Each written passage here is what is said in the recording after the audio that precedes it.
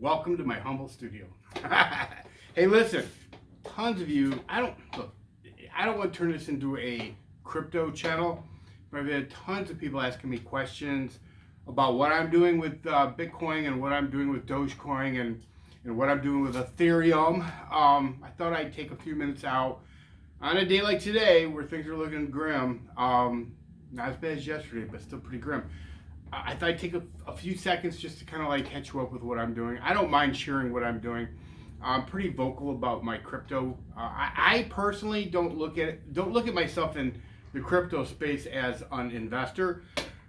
I literally look at myself as somebody just having some fun and doing pretty good. So right out of the gate, this is not financial advice. I am not a financial advisor. You take any kind of advice from me,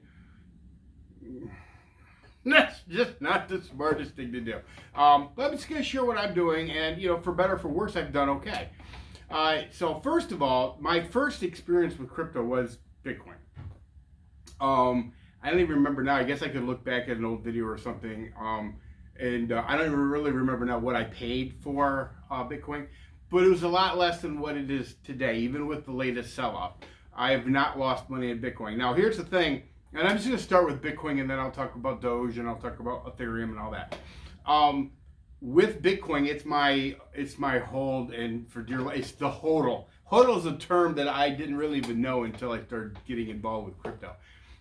Basically means you hold it. And so, as far as my experience with Bitcoin has been pretty positive, unless it completely falls apart. And to be honest with you, if it did, I'd probably buy more.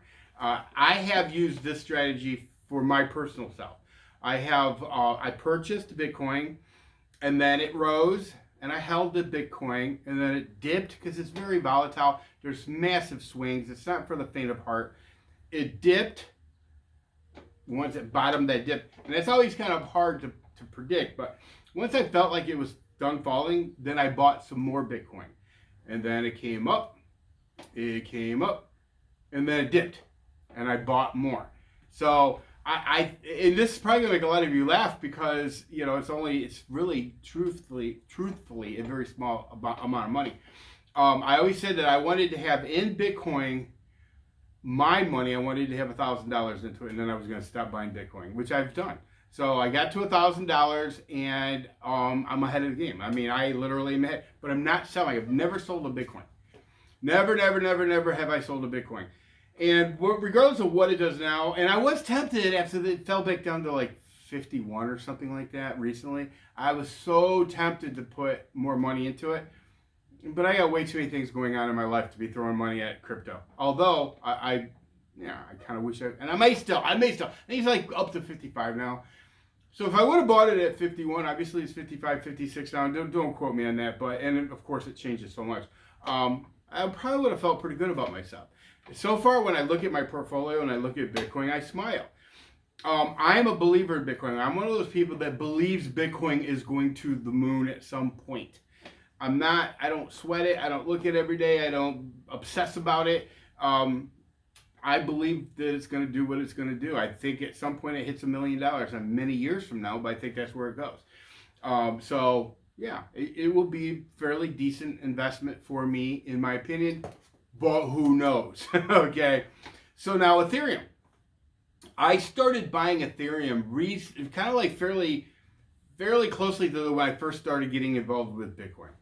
For real Bitcoin. I mean, I tell a story in one of my videos where I first got involved with Bitcoin like 4 years ago. And that's not what I'm talking about. So when I finally got into Bitcoin, I bought Bitcoin, and then shortly after that, I started doing some research about different coins. I found Ethereum, and I bought some Ethereum. And now fast forward a little bit from there, I'm an artist, as you can tell. I'm an artist. And I wanted to do an NFT, a non-fungible token. If you don't know what that is, Google it. I wanted to do my first NFT. Well, the NFTs are all on the Ethereum blockchain, the ETH. I needed ETH.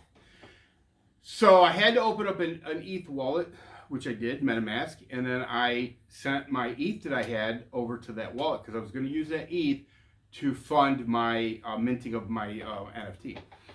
Well, the whole process is kind of convoluted, and all you really need to know is that it's kind of expensive. I watched a video about a guy, and his video was, how much did it cost me to mint my first NFT? And I want to say, off the top of my head, it was like $185. And I think I had sent, there was a lot of fees attached to sending over to that wallet. It was kind of crazy. Just, initially, not to get off track here, but initially they tell you, oh, the great thing about cryptocurrencies is less fees. I'm not feeling that. So I sent my Ethereum over to my MetaMask wallet, and I was going to use that. And then I realized I only got $150 worth of Ethereum after they took all their fees out and stuff. So I'm like, well, I'm not even going to start the NFT until I have more Ethereum over there. And that's where I'm at with that. Well, then all of a sudden Ethereum started going to the moon. At that point, I think Ethereum was $1,700, and now I think it's like 25. It's dropped a bit. Everything dropped a bit, except Dogecoin. I'm going to talk a little bit about Doge now. I don't know who turned me on to Doge. I really don't. I watch a lot of videos, and I watch a lot of pundits on cryptocurrency.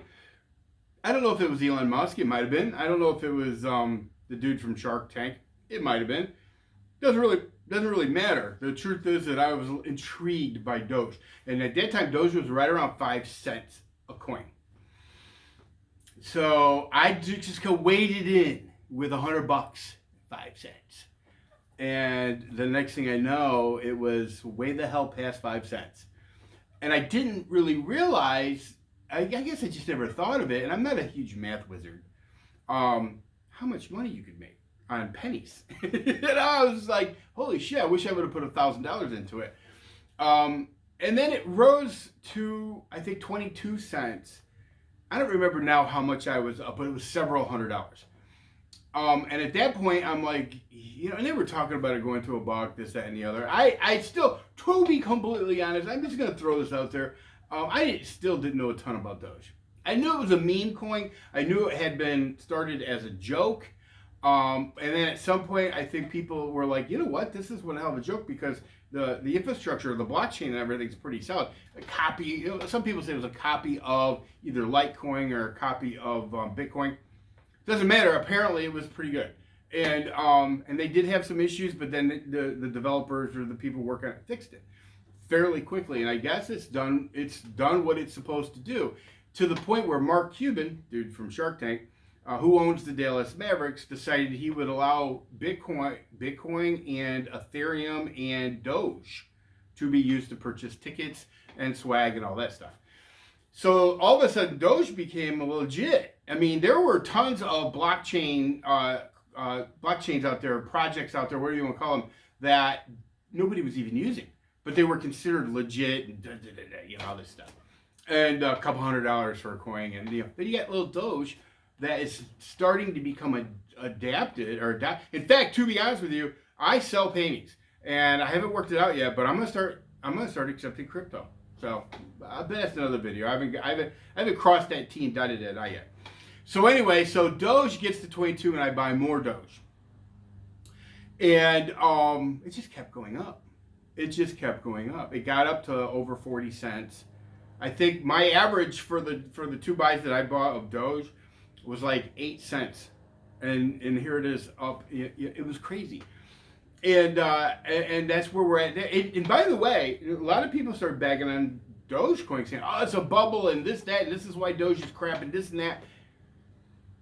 They were pointing to crypto projects, coins that hadn't proven themselves, that haven't been around, they haven't been tested. But for whatever reason, they had some fanboys, and it's like, Doge is whatever. But yeah, when everything kind of crashed the other day,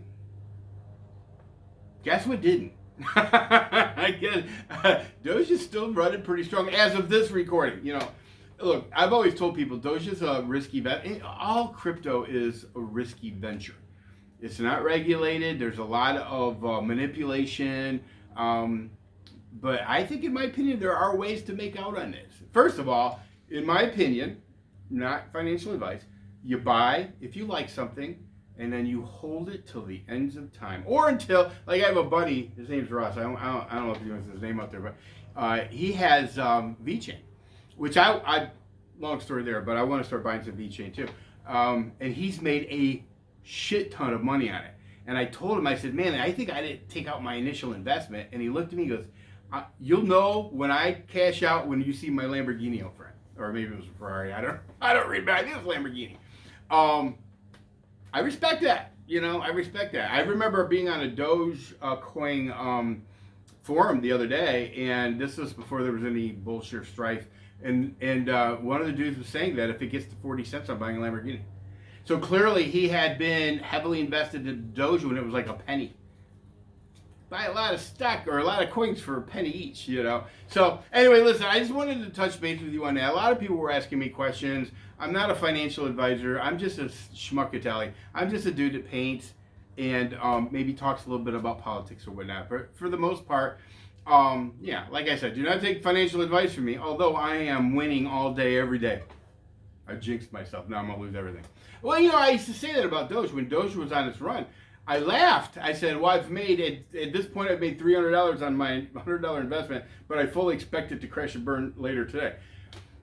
To me, it was just, when I first bought Doge, it was a $100 lottery ticket, and I didn't really care. I mean, if it crashed and it burned and I lost $100, it was worth every penny as far as the ride goes, or the experience, or the dream. I bought the dream I was able to have great dreams for a few days. But those dreams haven't stopped. I'm not trying to tell you to buy Doge. All I'm trying to tell you is there's a lot of people who are hating on Doge right now, but it still stays tough. And there is something to be said for a project to have such a fan base, loyal, legit fan base. There's just something about it. I mean, put a price on it. You can't put a price on that. I'm sure there's issues with Doge, the coin, just like there's issues with Bitcoin, just like there's issues with Ethereum. Ethereum is very slow and it's very expensive. That's why I haven't done my NFT yet. It's a lot of money to do an NFT, and it's that's a whole nother video. Anyway, listen, everybody take care. Have a great day. If you invest in crypto, let me know. If you invest in Doge, let me know. If you hate Doge, let me know. If you love Doge, let me know. Let me know all about it. For me, I'm holding. All right, everybody take care. See ya.